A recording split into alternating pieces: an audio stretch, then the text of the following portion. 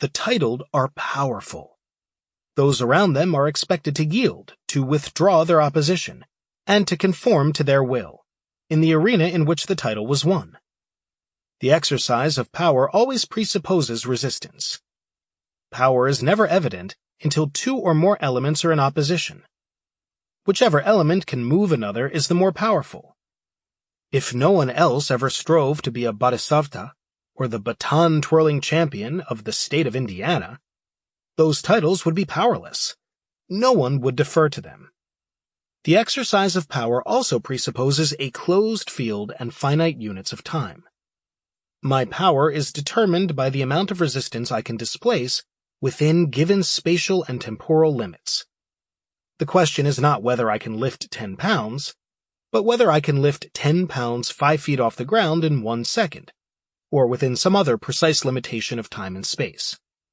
The establishment of the limits makes it possible to know how powerful I am in relation to others. Power is always measured in units of comparison. In fact, it is a term of competition. How much resistance can I overcome relative to others? Power is a concept that belongs only in finite play. But power is not properly measurable until the game is completed, until the designated period of time has run out. During the course of play, we cannot yet determine the power of the players, because to the degree that it is genuine play, the outcome is unknown. A player who is being pushed all over the field by an apparently superior opponent may display an unsuspected burst of activity at the end and take the victory. Until the final hours of the count in the presidential election of 1948, many Americans thought that Harry Truman was a far weaker candidate than Thomas Dewey. To speak meaningfully of a person's power is to speak of what that person has already completed in one or another closed field. To see power is to look backward in time. Inasmuch as power is determined by the outcome of a game, one does not win by being powerful. One wins to be powerful. If one has sufficient power to win before the game has begun, what follows is not a game at all. One can be powerful only through the possession of an acknowledged title. That is, only by the ceremonial deference of others. Power is never one's own, and in that respect it shows the contradiction inherent in all finite play. I can be powerful only by not playing, by showing that the game is over. I can therefore have only what powers others give me. Power is bestowed by an audience after the play is complete. Power is contradictory and theatrical.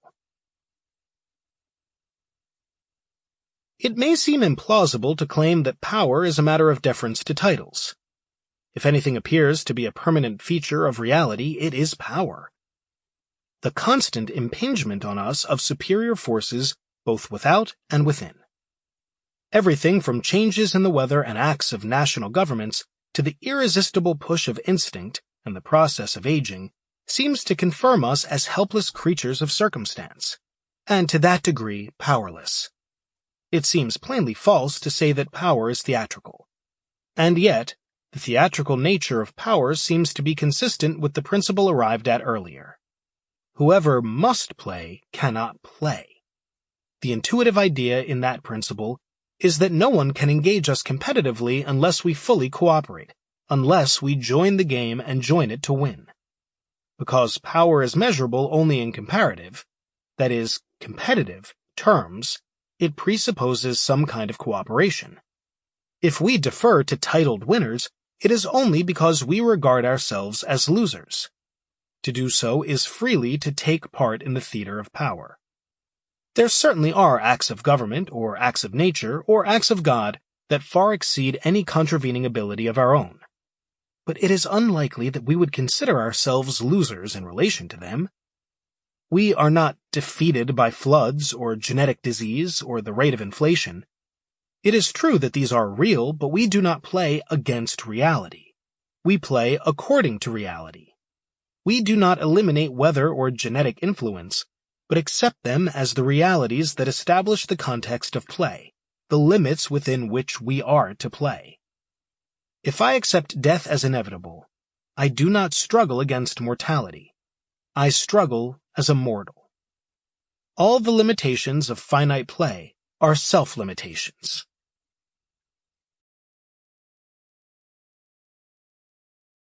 All the limitations of finite play are self-limitations.